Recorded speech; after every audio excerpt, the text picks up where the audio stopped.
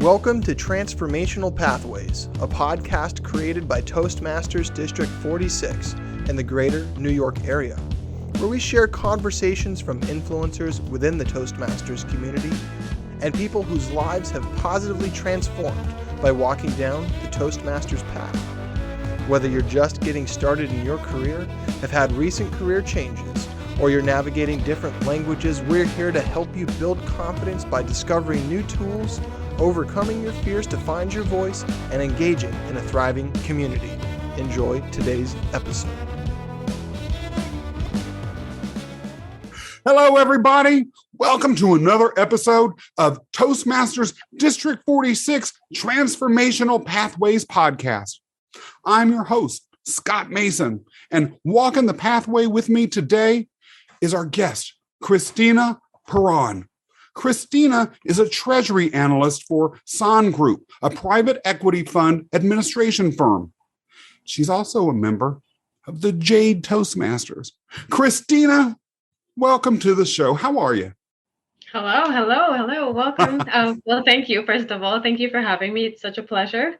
I'm pretty good. I'm very excited. This is my first podcast, so I'm really excited to have this experience at least. And by the way, for those of you who are listening or watching and may not know this, Toastmasters has this thing called Pathways. It's not just a podcast, it's an educational curriculum. And because it's your first time on a podcast, you can use this to move forward with your Pathways educational curriculum. Christina, so you get a little reward by spending some time with me here. Great. So tell us a little bit about yourself. Where are you from? Are you from New York originally?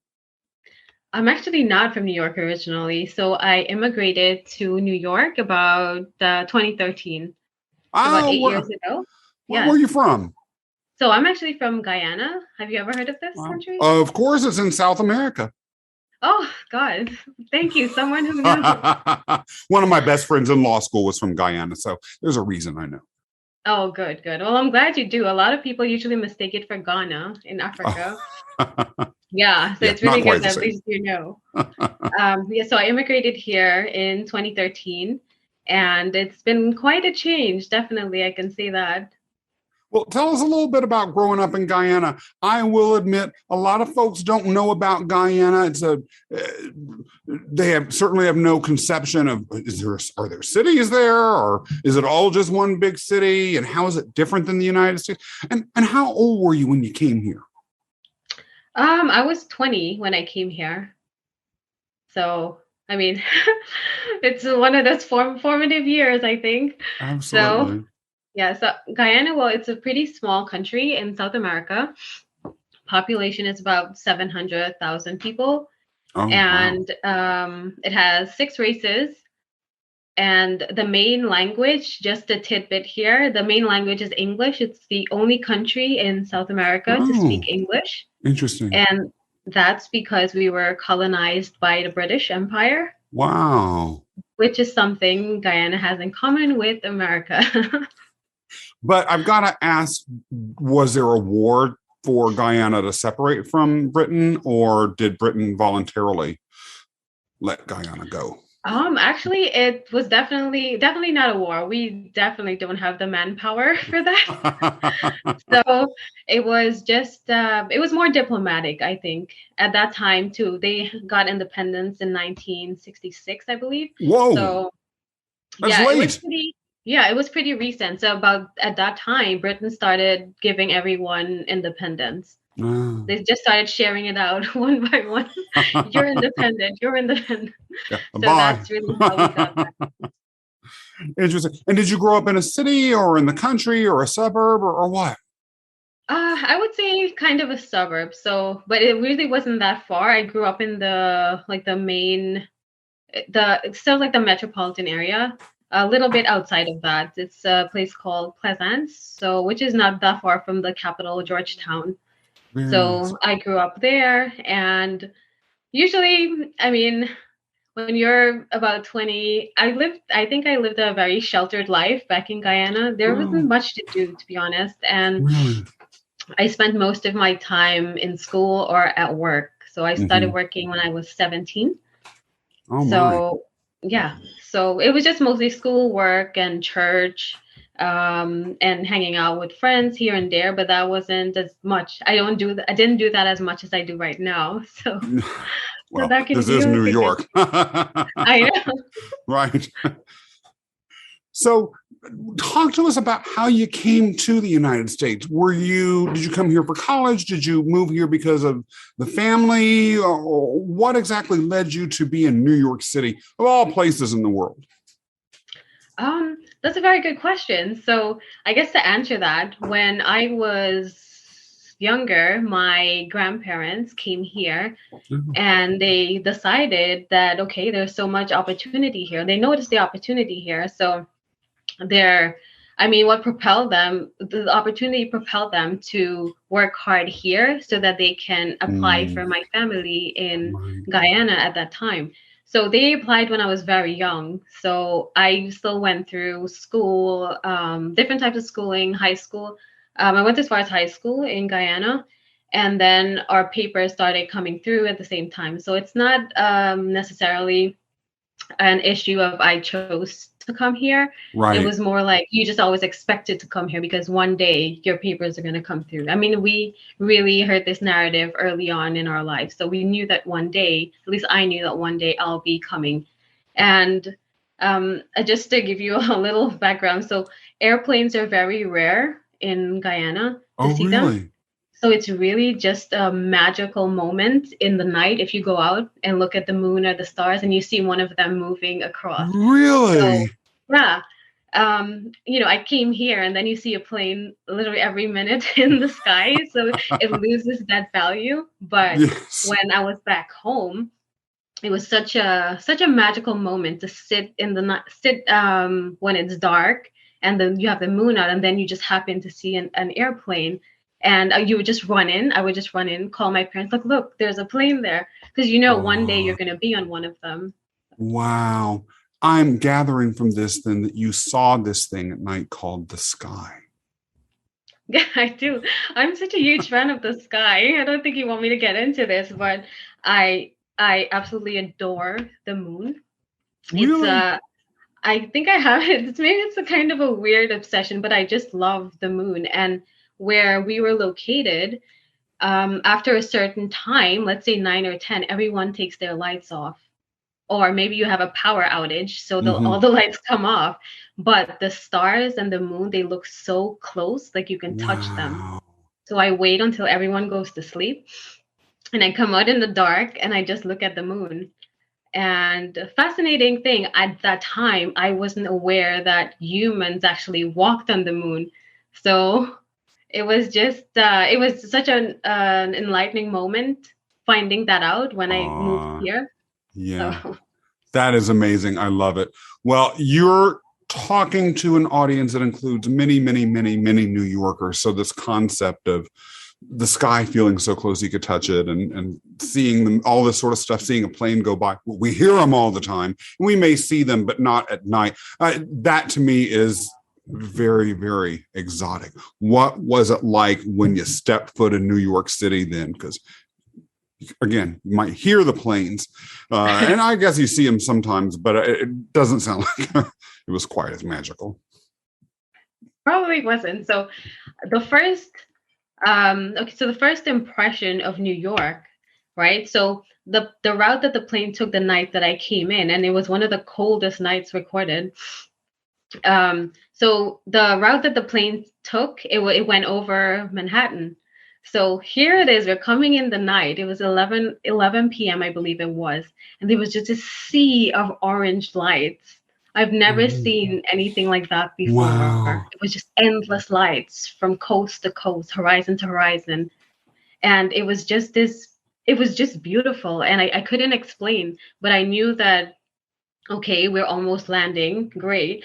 So, and it's a very tiring day. Trust me, you spend your entire life in a place for 20 years, and then you just one day get up and fit 20 years of that in one suitcase and jump on a plane, right?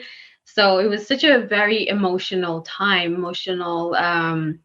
moment coming out of that plane, because you have on one hand, you have family that's waiting for you here after not seeing you for so many years. And then there's the other side of the world in Guyana, where people who have seen you for all this time can't bear to let you go.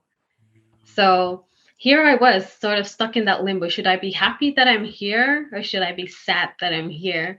And of course, I was crying all the time. My eyes were so red. Aww. And I would never forget this moment. But when we were going through customs, there was this customs agent. It was late in the night, where groggy, my eyes were red from crying. And he sees that. And he says to me, "Oh, you can stop crying. It's going to be okay." And he says to me, "I will give you 3 years to love this place."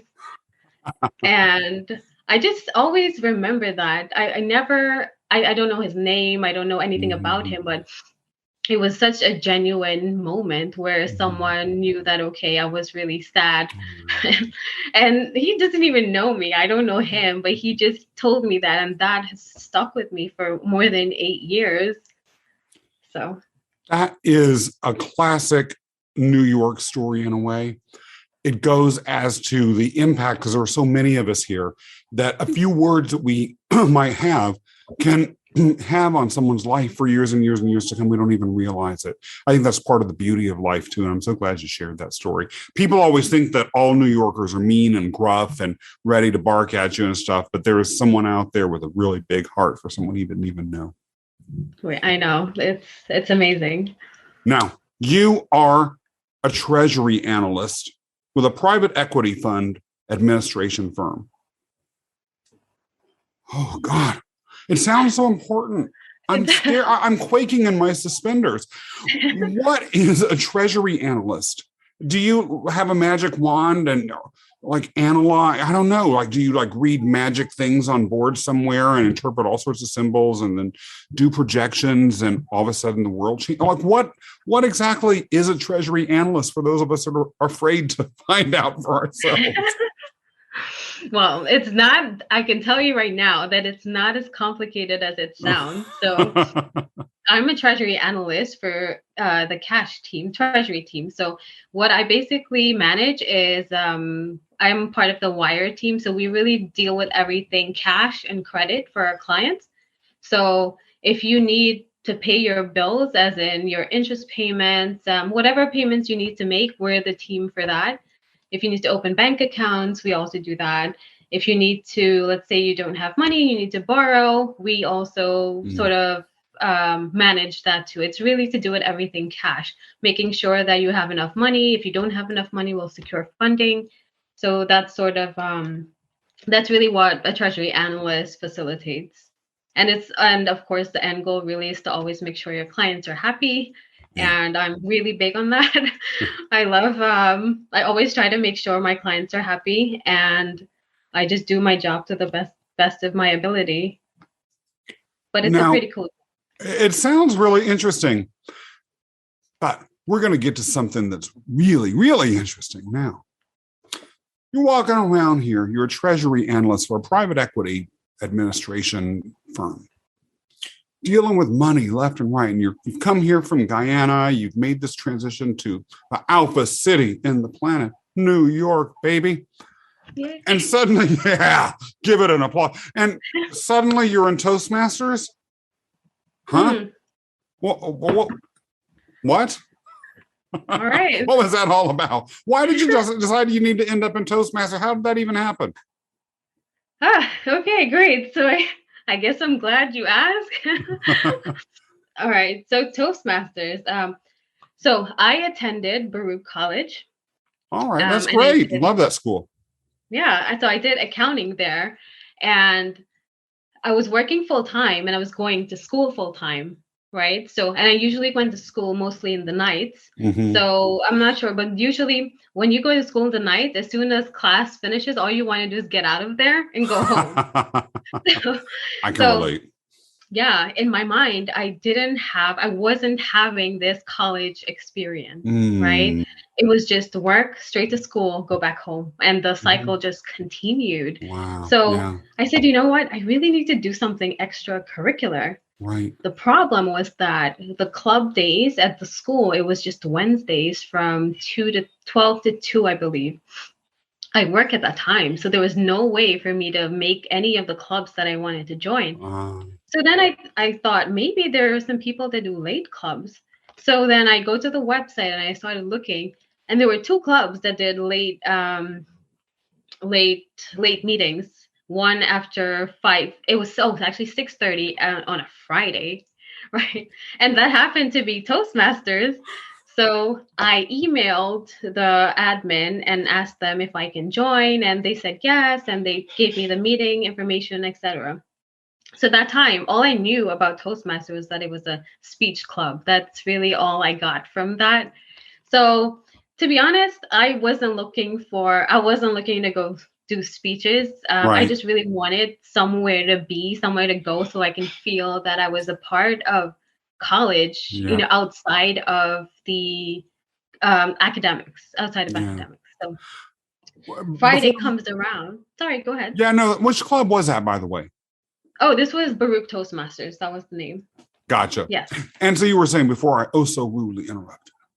Oh, no, it's fine. So Friday rolls around, and here I am, very excited, full of courage, ready to just leave work and go to Baruch.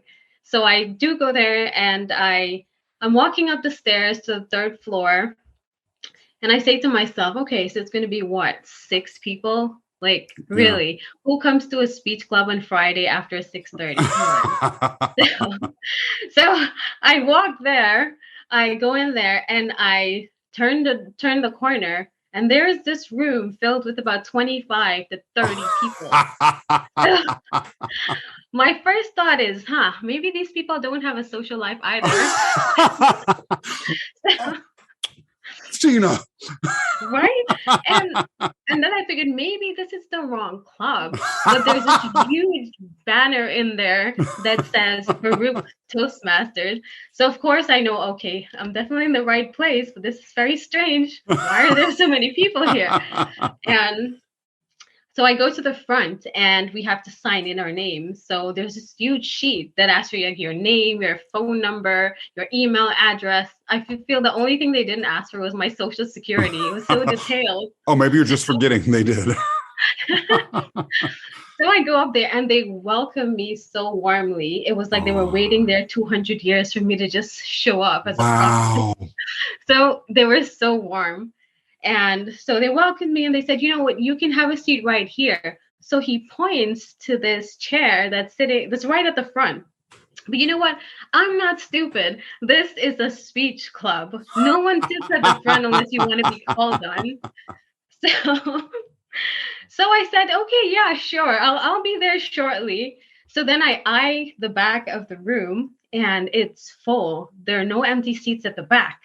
But then how do I observe this meeting if I can't sit at the back? So something, intuition stepped in. It's like, you know what? Just go to the washroom and come back. So I do that. And when I come back, as I was just about to make my way to the front because the meeting was about to start, this kid sitting at the back just picks up his stuff and he leaves. And I tell you, I became a believer. I definitely became a believer in fate at that time. Right away, I just went to the back of that chair and I sat down. I felt so secure at that time. So there were 2 people at the opposite sides of me and 1 in front. So I was protected. If they were going to call someone to talk, I'll be fine, definitely fine. So the meeting begins, and they start explaining the meeting. Right. And I was listening to everything, but then I stopped listening when he said, oh, there's this session that everyone loves. It's called Table Topics, where we just call people out randomly and just give them topics to talk 2 minutes about. Mm-hmm. I kid you not. I really didn't expect that. And I didn't research the Toastmasters to find out like that was actually a part. So here I am thinking I'm here to observe. And then now I'm suddenly in the firing line. But you know what? I was just in, I was in the perfect spot. It's the back. Who chooses people from the back? Oh, Yeah, naive one. I know. Unfortunately, I found that out the hard way. Because, looking back, that was so naive because that's where they choose people from, the back. So all this time going through, we had one speech that night. And to be honest, I don't even remember what that speech was about because in my head, I'm thinking, please don't call me. Please don't call me. I don't know what to say. Please don't call me.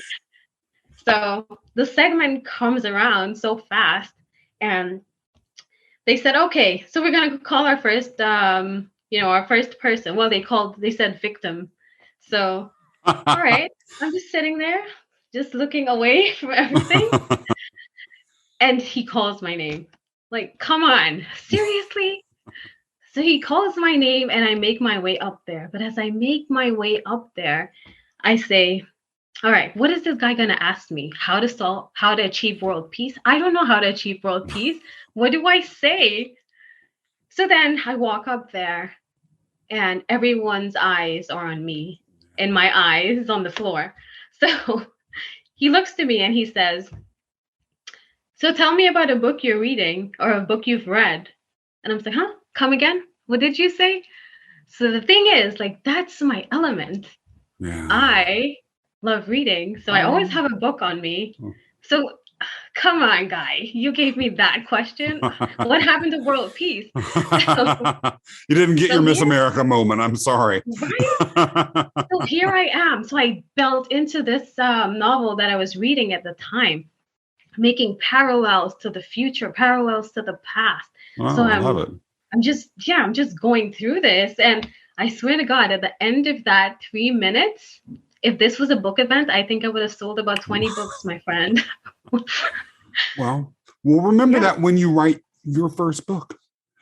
Now, I've got to go back into a couple of things that you said because you made some important points. There is a stereotype that Toastmasters is only for people who are afraid of speaking. And while Toastmasters is more than capable of helping those that have a fear of speaking come into their own and develop that confidence, what you're pointing to is the fact that not everyone that's in Toastmasters is afraid of speaking. In fact, there's many people that aren't afraid of speaking at all that are in it. Or if they do, it's not such a dominant thing that's what's driving them to Toastmasters. And in your case, it's actually unusual. You were just looking for an extracurricular activity, and this happened to be the one that was open. And that's actually not such a crazy reason to join Toastmasters. The other thing that you said that was very interesting, and you hear this over and over on this podcast. It must be a thing. It must not be a lie. After a while, if everyone's saying the same thing, it has to be true, which is there's this sense of warmth. No matter what club you go to, people are warm and they make you feel welcome. I'm going to have to start going to some clubs and being mean to guests just to shake it up a little bit. Talk to me a little bit about what you think hearing those couple of remarks. All right. So, I mean, there are a lot of reasons why people join Toastmasters, right? But I think the more important ones are why people stay, right? So I guess for me, I stayed because not because I really wanted to improve my public speaking. I mean, but to me, Toastmasters is I guess it's such a great opportunity, right? For this 2 hours, you're sitting there with a group of people, but it's such a good platform where you can share and you can learn from people. So people go there and yes, they're improving their public speaking skills, but they're also sharing something that people in the audience would have never known had they not been there. Totally. My own home club, Roosevelt Island, I experienced that when I first started going. I've never really had a fear of speech. I've always been kind of loud. But one of the unexpected pleasures was there were a group of people there that were immigrants from China. And they were talking about these beautification applications that are Chinese specific that they use on Instagram. And I remember being so fascinated by it. And they gave speeches about the cultural reasons why those are popular and expectations that their family had. Like one young woman said that she posted pictures on Instagram of herself without beautification technology having touched her up and she got in trouble. And I would have never known these things about folks if it hadn't been for Toastmasters. That's about connection and building community. I love that you shared that. Can I ask you, do you feel like that helped you as a college student or as a professional, or was there any other benefit that you got from learning all of these things about people? Very good question. So I think Toastmasters has given me confidence. So I'm not afraid to speak with people. And I think one of the things that I was able to improve was that I always tend to have not formal conversations. Like, it's very respectful even at work and everything, but it's really where you're comfortable enough to put yourself out there and talk to people, human to human, person to person, right? So there isn't this, it's sort of breaking down those invisible walls. Wow. And just having conversations, because at the end of the road, right, when everything sort of boils down, a person is just a person, right? So, and human connection has been around for thousands of years, and it's still as valuable today as it was thousands of years ago. So I think in some ways this helps to improve that. That's an amazing point. Now, in the pre-show interview, you were candid with me about your Toastmasters experience, and you said something happened during your time in that club that you wanted to talk about. And I thought it was an amazing story and wanted to ask if you would mind sharing that with the audience today. Yeah, sure. I would mind. I mean, I wouldn't mind sharing it with the audience. So right after that first Toastmasters meeting, I ended up joining the club. So I joined the club and I met so many different people. I think one of the benefits of Toastmasters is the friendships. Yeah. Right. So I've met my best friend there. Really? Close friends. Yes. If it wasn't for Toastmasters, I wouldn't have had these friendships that I have right now. Amazing. Amazing. So thank you, Toastmasters. Yeah. But as I joined the club, at that time we used the booklets. So every speech you sort of work on something. Yeah. And I did 4 speeches. I had done 4 speeches and they all went really well. And by really well, I think I gauged that. I measured that based on people's reaction to how I presented the speech. So I did speeches on topics such as history. Well, actually, it was mostly history because I like history. So I did most of my speeches on history or human rights abuses, etc. So, but I presented them in such a way that it was sort of unorthodox for me. Instead of just standing up and speaking, I just sort of did it different ways to introduce it. So, I was to be honest, I felt so confident in myself. I was really high up there, I was thinking, I can definitely do this. Only 6 more speeches to go, then I can get the certificate. Yay, great. So then the 5th speech rolls around. Of course, all good things must come to some sort of end. So the 5th speech rolls around. But this one was a really heavy topic for me. I had recently read a book about the Yazidis. I don't know if you know, but it's sort of like a minority religious group in Iraq. Mm-hmm. So they were persecuted. And so it was a really heavy story. It was about invasion, the story about how the villages were invaded and what happened to the people, etc. So this was what I wanted to portray in my speech. This is what I wanted to tell people, make them aware of, use this platform to do that. So I go in front of, it was about 20 people that day. So I stand in front of them and I start my introduction. I get into my introduction. Everything seems to be going fine. Right. There's no telltale signs that, okay, something's going to go wrong here. Right. So I stand there and I have everyone, I guess I just have everyone. They're just waiting for me to say what's next. So I spin this web introducing this story. And then all of a sudden, it was as if a switch just turned off in my brain. And I was just stuck like this with my hands because I couldn't remember anything else. Wow. So here I am standing with so many eyes staring at me. Oh, yeah. And for 10 seconds, right, you can get away with saying, okay, I'm doing this for pause. I'm pausing. So this has so much effect. Right. But then after 10 seconds, you're like, okay, what's going on here? Is this supposed to happen? So you see all these reflections on people's faces. I don't know if you've ever had an out of body experience, but this was for me, I just imagined seeing myself outside and I'm screaming to myself, say something, anything, say something. Yeah. So in front of 20 people, here I am, flushed with embarrassment. I just felt so embarrassed, as if I had let them down because they were expecting another good speech. I've let myself down. So I'm just stuck here looking at these people, and every word that I wanted to say, it's like they all crashed into one another and slammed into the door of my mouth, which sort of just refused to open. Wow. So I eventually I caught myself and I looked around and there was nothing I could do. Honestly, I didn't know what to do. So in dramatic fashion, I stepped back twice as if someone was coming towards me, and I said, I'm sorry. And I walked out. And I just closed the door. You walked out of the room altogether? I walked out of the room altogether. And to be honest, I would have walked and gone straight home, but I left my Metro card in the room. So, you can't go anywhere without a Metro card. Yeah, exactly. So, I mean, but the thing is, ever since that day, my confidence went from 75 to 0.25. And it was such a huge hit to me. Yeah.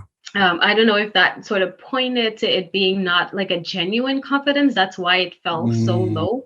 But from that day on, I never went back to speak in front of an audience, because there was always this lingering fear that, okay, this happened and this will probably happen again. So maybe you shouldn't do this again. Yeah. So, yeah. Wow. Mm-hmm. Now, how many years ago was this? This was probably, I would say 2017. Yeah, I think it was around 2017, but I had taken a few years. I didn't go back just because of this. I just didn't have the confidence to stand in front of people and say anything, because to me, it just always followed me like a shadow, I totally understand. Yeah. So. But that shadow didn't linger forever, did it? Because you're a Toastmaster now. I am. Yeah, so, like all the divas, you had a comeback. I'm sure if you want to say that. Okay, I guess that it makes it sound nicer if you say that. Well, we like to keep it positive here in Toastmaster, so yeah, nothing better than a really dramatic comeback. I know, right? Okay, so I guess I should go into that. So after this whole bleak period of me just taking my excuses with me everywhere I go, so maybe I ran in a few times to a few, my friends are still from Toastmasters. So, we talk here and there about Toastmasters. And, they asked me, oh, are you going to join a different club? And, people just ask me, oh, how are you doing with Toastmasters? Because they know me from there. Right. And some of them may not have known that I blanked out in front of this many people. Yeah. And so after a while, so every time they would ask me, I would just reach into my pocket and I pull out this excuse of why I can't do this anymore. And I just share it out. You know what I realized after maybe like a year or two, that I have an infinite supply of this excuse. I really do have an infinite supply. But the thing is, every time I gave that excuse, it lost a little bit of its value. Wow. Right? So here I am just giving away things that are worthless. And at some point, I said to myself, okay, are you going to make the move or what? What are you waiting for? Are you waiting for some miracle to happen for you to say, oh, yeah, let me do this? I mean, the thing is, I guess I realized that if I don't make that effort to work at it, I'll always be a prisoner to this fear. So, do you want to say something? You can go ahead. I do, but I don't want to interrupt your flow, but I've got to say that was one of the most inspirational passages I've ever heard on this podcast. And it goes as to something I strongly feel that people don't truly fathom until they've had the gift of being involved with Toastmasters, which is that it ultimately is a personal development program as well, if you choose to take it that way. And it sounds like you have really used that whole experience in a way that's truly self-analytical and truly accepting responsibility for the choices in your life and acknowledging the behaviors behind it and your thinking behind it for what it is, which is something so many people can never do. And if you want to move further and further into the world as a public presence, as a speaker, as someone who's really self-expressing, it's my firm belief that the willingness to own our actions and be honest about what we're doing. And I say this as someone who is guilty of using excuses and blaming it and all sorts of other stuff that is maladaptive. Those things have to be let go. That's the only way you can really transform into a greater public presence. So what you've said just really spoke to me. I want to thank you for sharing that. That's really being honest and real. Thank you. Thank you. So anyway, back to the story. Yeah. So where was I? Okay. So I just made the move. So I was working at that time in Midtown.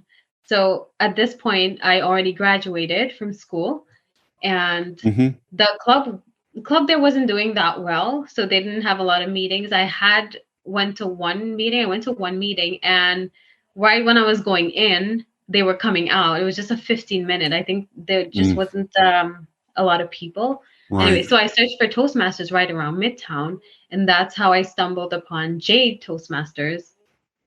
So I just went there one night just as a guest, and as typical of when you're a guest, even though you try to not sit at the back anymore and try to sit up in the middle, they still call you because you're a guest. Yep. So, they called me, and honestly, that was the first time in such a long time that I've stood in front of people and spoke. I mean, the topic was easy that they asked me. I think it was a physical, I'm not sure what it was. If it was, they asked me about a physical activity that I did. So I actually I am doing karate, but I did karate back in Guyana. I love it. So I talked a lot about that. And to me, it just came naturally, right? It came naturally to me because it's the truth. It's a part of my life. So I was able to sort of could just talk about it. It wasn't like, what the introduction, the body, the conclusion. It was it's a table topic. So you just talk about it. It's just talking. The goal of table topics, I think it's really just to get you to strum up that courage, to stand in front of people and just talk. Because at the end of the day, it really is just talking. Yeah. Right? Does it matter how many eyes are looking at you? Yeah. Does it matter that you're standing and they're sitting? It doesn't. It really is a platform where you can stand and you can share something that you want to share, or you can sit down and listen to something that you would have never known had you not been there. I think how I would look at it too, is that knowledge itself is this huge ocean, right? I imagine it to be this huge ocean. And the thing is, not everyone's going to drink from the same part, right? Some people, the water from the ocean that they drink is going to be sour. It's going to be bitter. Some it's going to be sweet, right? So the thing is, in that 2 hours, you sit there. So all the waters converge there. And you get an insight in someone's life that you would have never known. So I think that's really, for me, where the value of Toastmasters comes from. It's that social connection. Yeah. I'm having a Tony Robbins moment here listening to you. I'm feeling so motivated. So before I just fly off the handle, just inspiring everyone off into the moon, since you like that too, let me actually get grounded for a second. The club that you joined ain't just any old club now, is it? There's something special and unique about that. Tell us. Oh, that's true. It is very, of course, at that time, I never know anything. I just blindly go into this meeting. And right. You open Pandora's box and look what flies out. And just hope for the best. So I go into this meeting and they have table topics and they also have speeches that are done in Mandarin. It's a bilingual club. So we have English and we have Mandarin. And what I love about it is that a lot of the people there are also learning to perfect their English, or some of them are learning to perfect their Mandarin. So, of course, I only speak one language, but I just go because the people are really great. So I'm big on social. So I just go because the people are great. But what I love about it is that it's very unique in that you even, you sit through, you don't know what they're saying, but if you have, so you can ask someone. But since COVID hit, we're actually online now, as with everyone, I'm sure. Yeah. But we have this translation feature in our meetings. So when the second speaker is speaking in Mandarin, we have someone that translates. So you can still listen to what they're saying, which is pretty nice. I love it. When does this club meet? I may need to pop by. So they meet every, so 2 Wednesdays, just 2 Wednesdays a month. So, and it's from 6:30 to 8. Excellent. So you're back. You're a rare in Toastmaster. I've got to ask you some questions that I ask everyone just to really prove that they're a Toastmaster to me. Okay. Who is your favorite speaker? Number one. And number two, who is your favorite leader? Why? Oh, you know what? I actually use these questions when I do table topics. No one's ever asked me that. now Gotcha. I have to think about this. All right. So who's my favorite speaker?